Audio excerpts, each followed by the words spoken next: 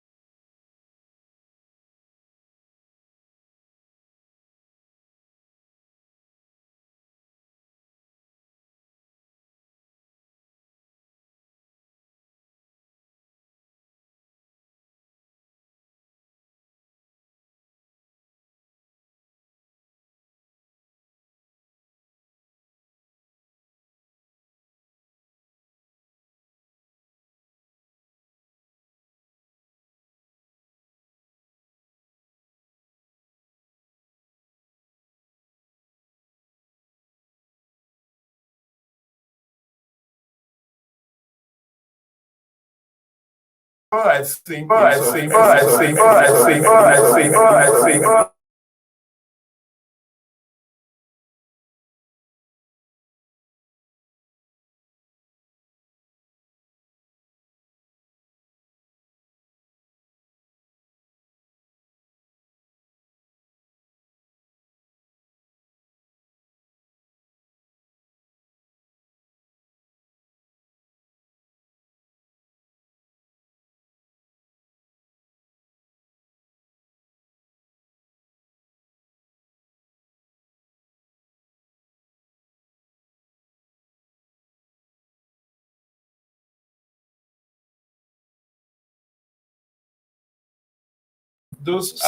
smart election.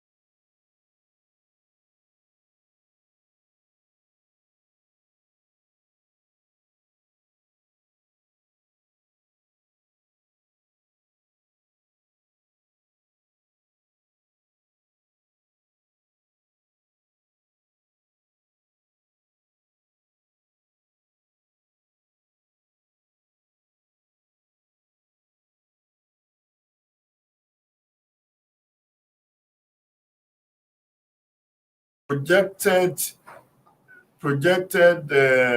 It's a tall order. You want to It's say? a tall order, but it's also a projected.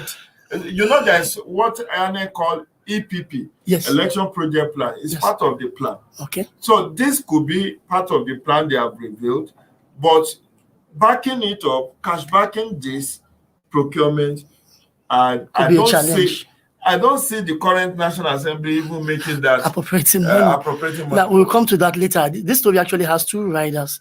Experts estimate losses from non-assent to electoral bill, and rejection of e-transmission of election results may spark revolt, according to African Democratic Congress national chairman. Now, do you think already we have some losses from this non-assent? Because I don't see any non-assent.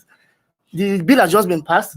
Of course, it will be transmitted to the president anytime soon. So, which losses are these experts talking about? Well, I don't know. I should ask you. Your paper you wrote this. I mean, your correspondent wrote this story, but not having read the detail of the story.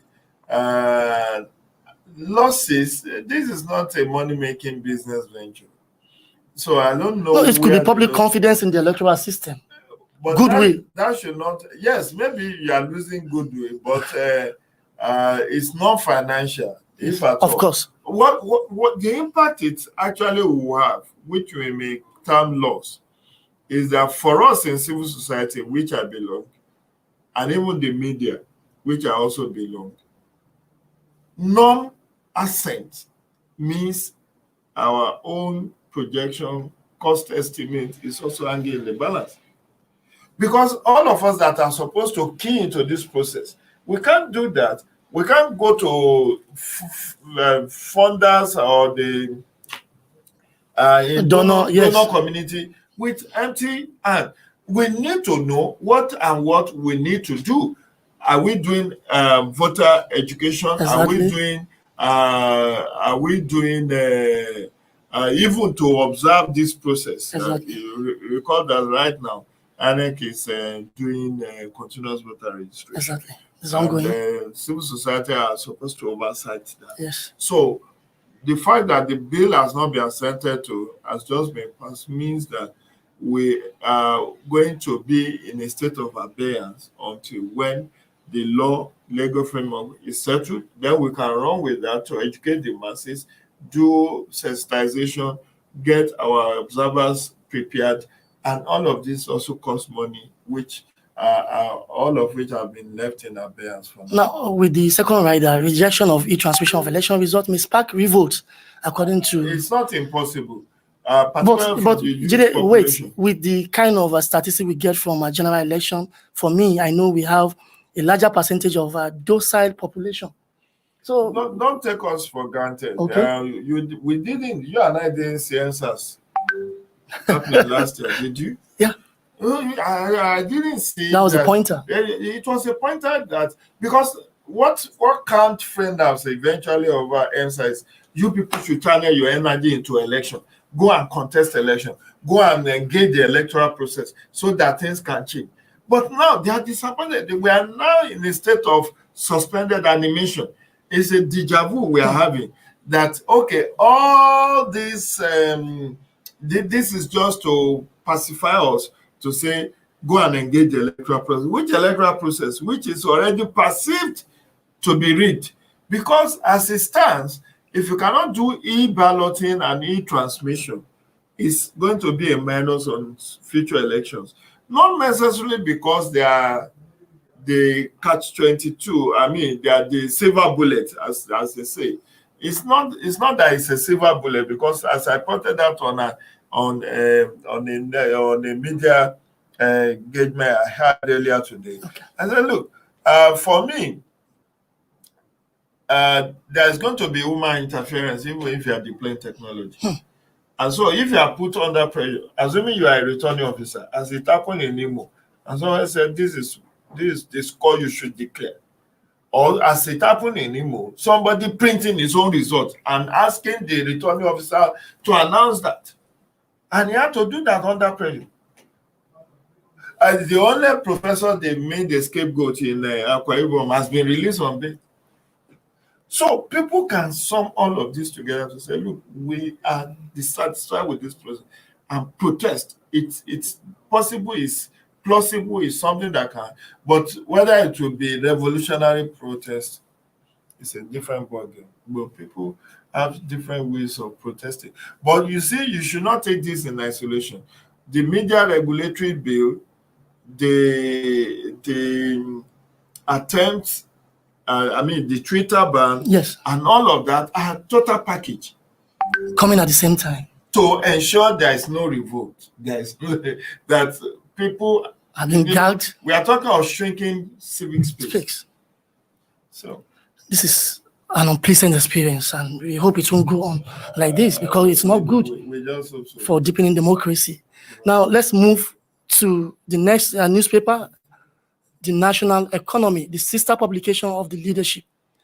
Nigeria joins $110 billion global bitumen market as investors renew interest. Nigeria joins $110 billion global bitumen market as investors renew interest. I know, Jay, this is not your familiar terrain. This is business, but it portends a lot of things for national economy, as the name of the paper implies. Yes, for me, this is good news.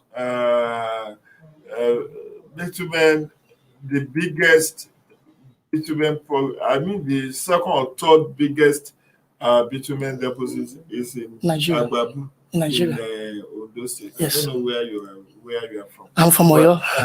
Agbabu is in Ondo State. Yeah. And it's largely untapped, undeveloped. And that's what is used for road construction, to make tar. So we import this, but here you are, we are being told that we are joining the 110 billion global bitumen market as investors renew interest. It's good that the investors are in. For me, Gbadebo, it's not even, this is a piece of cheering news. But I ask time and again, what have we done with our solid minerals? Nasarawa State here, Nasarawa State, adjoining state to FCT, Abuja, has about 34 solid minerals in commercial quantity that are largely being tapped by artisans. And they are the one making, the Chinese are also making, the whole crisis in Zamfara, yes, is over solid mineral.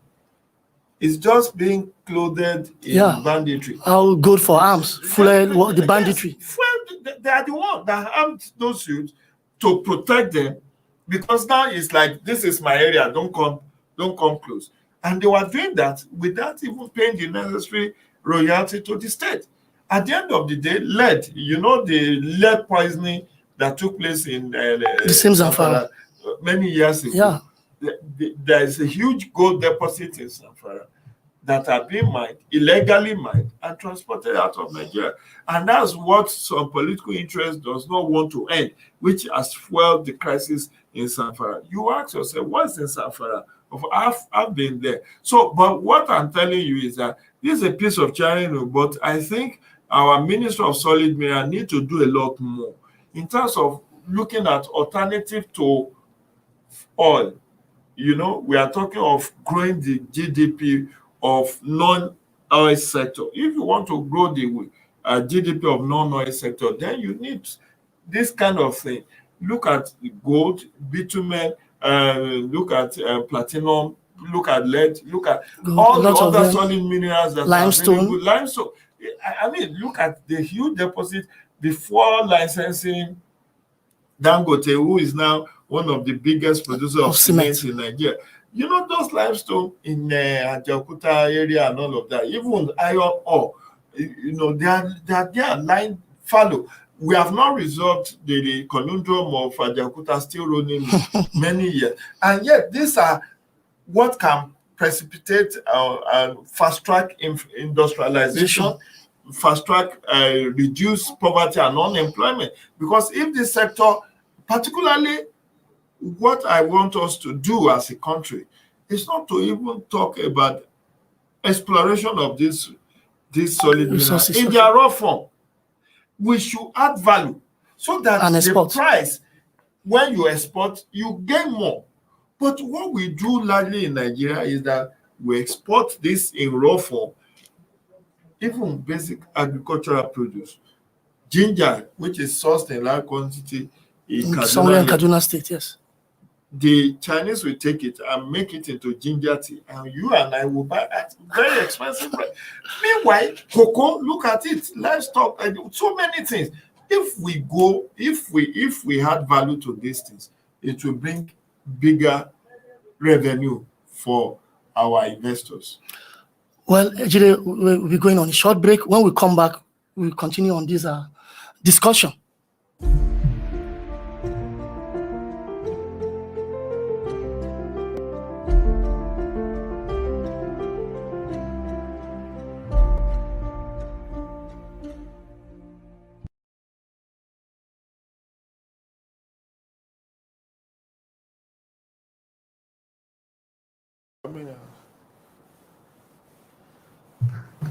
All right, welcome back. Jide, before we went on break, we were talking about this issue of bitumen and solid mineral resources untapped, largely untapped. Now, I believe the problem has always been a central government being overburdened by a lot of functions. So it's unable to see other things. So where do you stand as to regard restructuring or amendment of the constitution to allow state governments have access to these resources deposited in their domain, tap it for national development?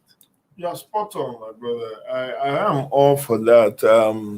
I am for restructuring. I've written about restructuring. Don't forget, I write a column for the Punch for the past 9 years. Yes. So these are issues that's very passionate. I'm very passionate about. I've engaged this issue of the need to restructure.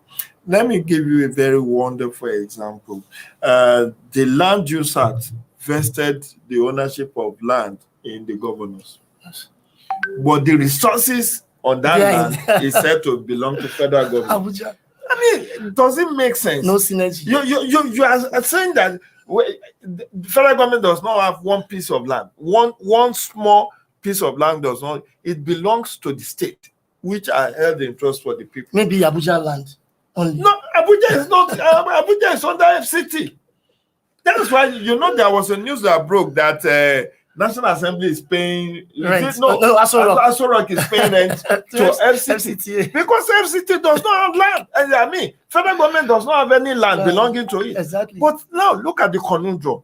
You said this land belongs to me, but the resources, if there is any, belongs to federal government, and I have to now apply for license to explore resources which is the dysfunctionality of the argument over resource control. Exactly.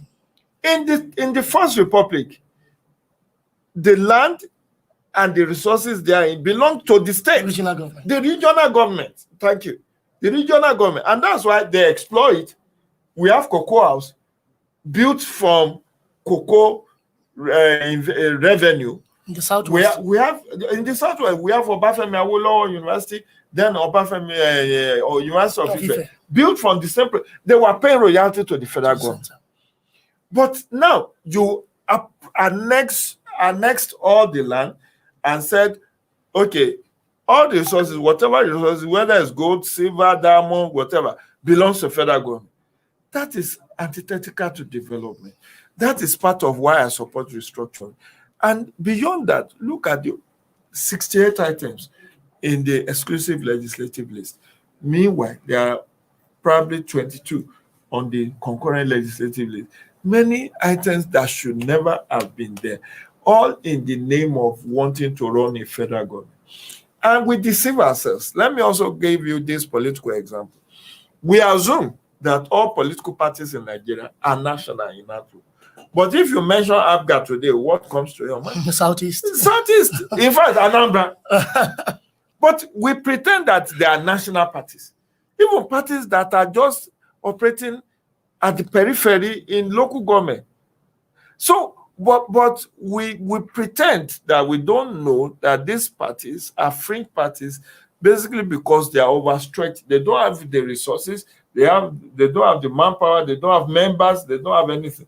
So if we have done the way Soludo did the banking industry, to say, look, let's have merger and acquisition and allow parties, those parties that want to operate at the local government, register them by the State Independent Electoral Commission. To be at the local government. Those who want to operate at regional level, like ABGA, they can be their regional level and they don't need to have office in Abuja. But they all pretend on paper to say that they are national parties. But look at where some national parties have their headquarters. Some have it in a shopping complex. That is a party, a shopping. I have worked with political parties in Nigeria.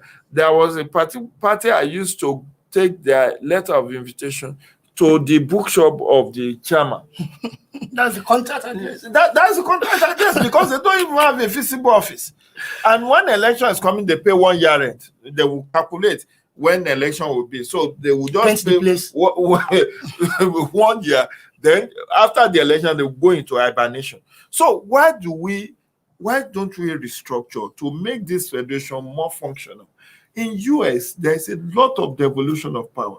We have state police, we have state court, we have state Congress, we have even state Supreme Court in US. But here, we have federal high court, we have state high court, but you don't want to have a state prison, you don't want to have state independent electoral commission, you don't want to have state police. So it's antithetical. This issue of now that National Assembly is considering constitutional amendment, they are also considering state police amendment. Let's say where all of this leads us. But if really we want Nigeria to survive and to function like a true federation, we need restructuring. Yes, and most of these issues have been tabled before National Assembly in the ongoing constitutional review. But is the political will there? Right, yes, I hope they will do the right thing. Because this is the only thing that will take away agitation, crisis, and make the federation to work effectively. I hope so. Thank you, Jide. Let's go to THISDAY newspaper. The leading story on the front page of THISDAY is NNPC records 63% FAC remittance shortfall in 5 months. NNPC records 63% FAC remittance shortfall in 5 months. Let me take the riders as well. Corporation pays 225.5 billion naira into joint account. Deficit may hit 820.6 billion naira by year end, and Brent rises to $71 per barrel. There is a mixed grill of good and bad. At least the Brent crude, which is Nigeria, one of the best in the world, which is the Brent crude we produce in Nigeria, has risen to $71 per barrel, which then means that as time goes on, our revenue intake will be better, barring that we are able to control effectively COVID-19. Okay. The third wave of COVID-19 is said to be skirting around Nigeria. The Delta variant. The Delta variant. So if you are able, because that also accounted for this shortfall. The fact that at some point last year, our oil was not even being purchased by our customers, and the whole issue about insecurity, the whole issue about COVID-19 management, which has forced many of the workers to even be working from home, supposedly working from home when they don't even have the facility to do so. Now, level 12 to 1 has not been at work since last year, which is loss of huge productivity. But why would they get salary? They get salary. They are federal workers, they get salary. But you see, this one thing that, although I'm not, something happened very recently, a couple of weeks ago, where the Minister of Information said they are spending 60 billion to fix the vandalized pipelines. Yes. And I asked, who appropriated for that money? And why should it be 60 billion every year? Fixed. As in, and why is it that in spite of this 60 billion, we are not even seeing the end of the problem? Because you say you fix the pipeline today, it's vandalized tomorrow, and 60 billion. Are we sure that it's not even those who are engaged, the contractors who are also vandalizing it to keep them in business? Exactly. But NNPC is like the more you look, the less you see. I was going to say that. Unfortunately, Nigeria is a monoculture economy. We depend on this one. You see, they say corporation pays 225.5 billion into joint account. So, and look at 820 billion being the deficit by year end, projected deficit by year end. So it means our economy is not doing well.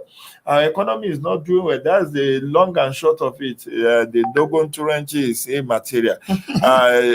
Because the less you get, if you are receiving as of July, or maybe this is a June projection, if you are having 63% shortfall in your projected revenue, it then means that you must find a way to shore up the revenue distribution, which is why issue of NPA, the unremitted 165 billion from the Nigeria Port Authority, is being investigated by a committee now. Exactly. And several other MDAs allegedly are not remitting what they're supposed to remit. So these leakages is also not helping. Of course, NNPC itself, by its own record, the more you look, you less. I don't know the last audited report that NNPC have, which is why the issue of PIB, it brings me to PIB, Petroleum Industry Bill, is needed like yesterday, because it has held back a lot of investment that should have come into the oil and gas industry. And it's only this year we are declaring 10 years of a decade of gas. Something. Yeah. This is something we have been flaring gas for over 50 years. This is the same gas you use for thermal stations to generate electricity. This is the same gas you use for industrial use, like Freon 12 that are used in AC and refrigerator. It's the same gas we use for domestic cooking. So we are just declaring 10 years. So you could see, and a lot of projections have said, you need to start looking away from fossil fuel, because the future is electronic. In many European countries, there are projections that by 2030, all their vehicles will be phased out. It will be electric. And we are not thinking about that. And by that time, nobody, or most countries will not be buying our fuel again, because this fossil fuel is causing them a lot. It's even not environmental friendly. It's causing ozone layer depletion and contributing negatively to climate change. And you can see climate change is environmental degradation. And that's why you see places where there used to be no flood, it's not being flooded. Germany and Belgium, 170 people dead. In China, 25 people reported dead as of yesterday. So why am I tying all of this together? We need to diversify this economy better than we are doing now. Attempt is being made. But looking at, when you are recording 63 remittance shortfall, how do you want to meet your obligation? In fact, I know state governors will not be happy, because they are the one that comes to Abuja cap in hand every month to get money. Is it only state government? For personnel costs, no development, no capital. No capital. And now, many of them cannot pay, they can't pay salaries, they can't pay the minimum wage, 30,000.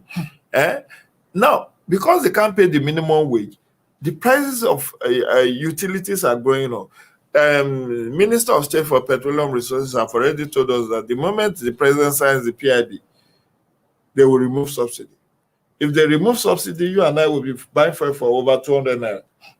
Their projection may be 280, 250, whatever. But whatever it is. And that time, workers will be demanding for more wages. Government will be saying, it's not yet 5 years since we gave you a rise. So there will be restiveness in the labor, sector. And this does not portend well for us, because Right now, even the price of electricity has gone up. For areas where they are consuming 12 hours of electricity or more, they are paying cutthroat. So even if you recharge 5,000, you may not use it for more than 3-4 days. I don't know if you saw a video of one guy that said, no, I have to leave Lekki for mainland in Lagos because of the consumption of electricity. So by and large, as I said in local parlance, the town is not smiling at all, and the economy is, as we have seen, badly affected. We don't know why there is this 63% revenue shortfall, because, as I said, things have improved in terms of OPEC quota. They have even increased the quota last week. So we are making more money, 71% for per barrel. This is not our budget. I think the budget was on 50-55. So we're supposed to have extra income. So why are we recording 63% when we have largely overcome COVID-19, which was an alibi that was given last year? So I really don't know. I have not read the story in detail, but I think there are more questions than answers. But what things, whichever way we look at it, is going to affect the common one and the price of commodity. And because in addition to this is the issue of insecurity. And that has to be taken on board as well. All right, let's move on to the last paper for the day, the Nigerian Tribune.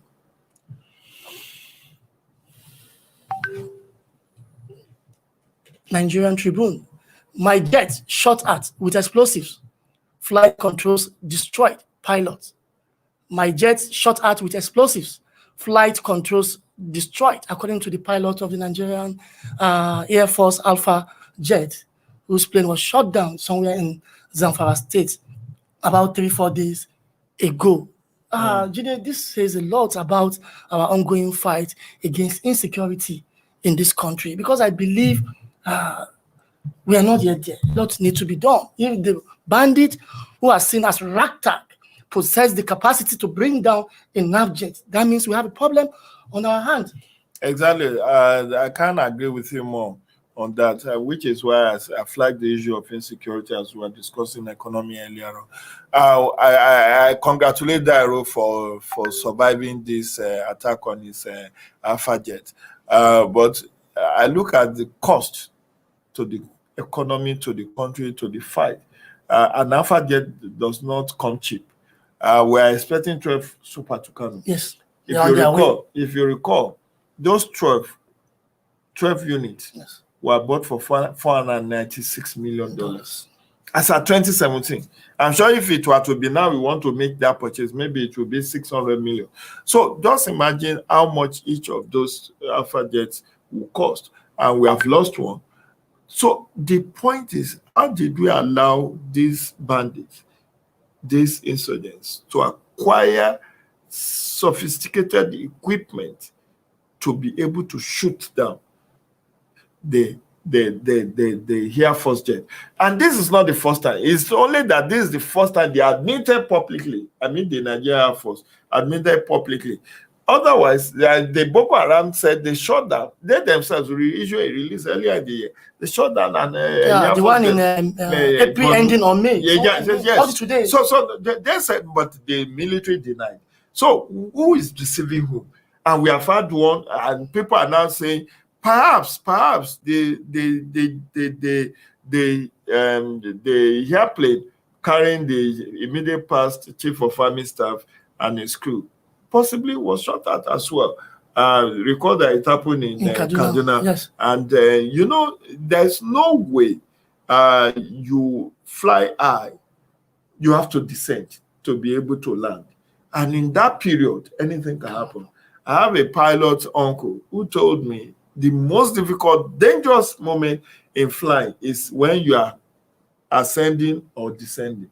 And now it is clear to all of us that these bandits have acquired the capacity to bring down the Air Force jets. So we are in for a long-run fight.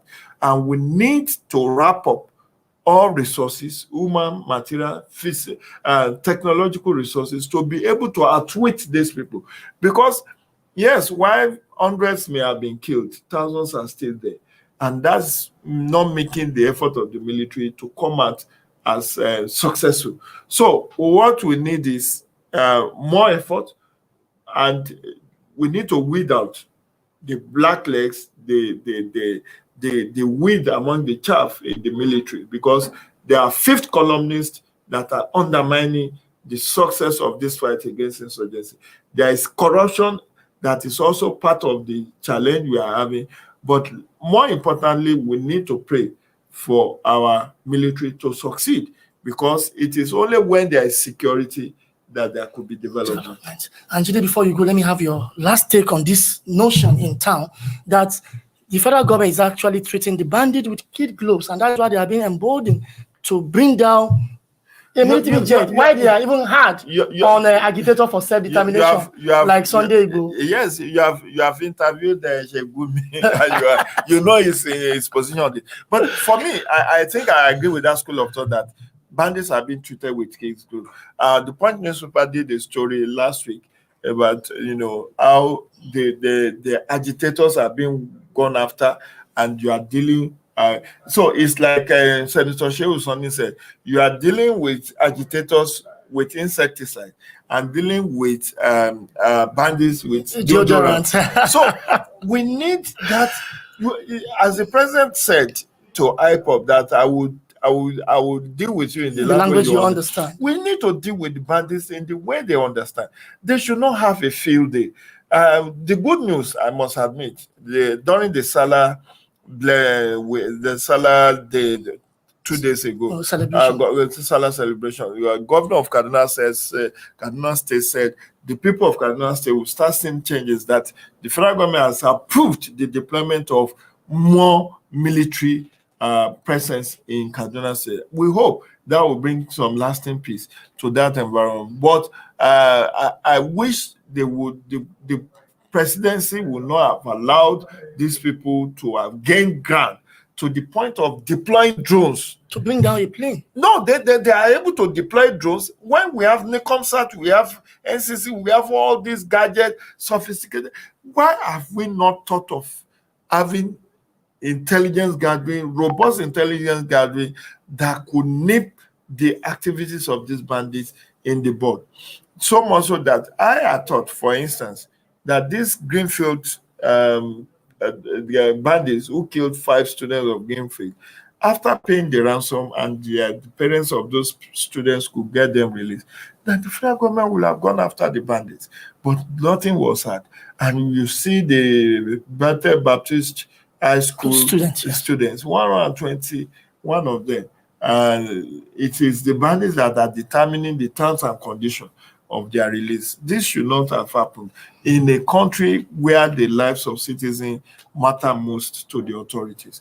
But we should continue to pray for the military, that they will survive and succeed, and that we will stop losing our military in drones. Look at 13 policemen were slaughtered like that in Zamfara just a few days back. And nobody's talking about it. Very unfortunate. Thank you, Jide, for coming to the show. It's our pleasure. My pleasure. Jide Ojo is an Abuja-based public affairs analyst and a columnist. My name is Body Gbadebo. Keep it there with us tomorrow for the last edition of Inside Nigeria for the week. Bye-bye for now.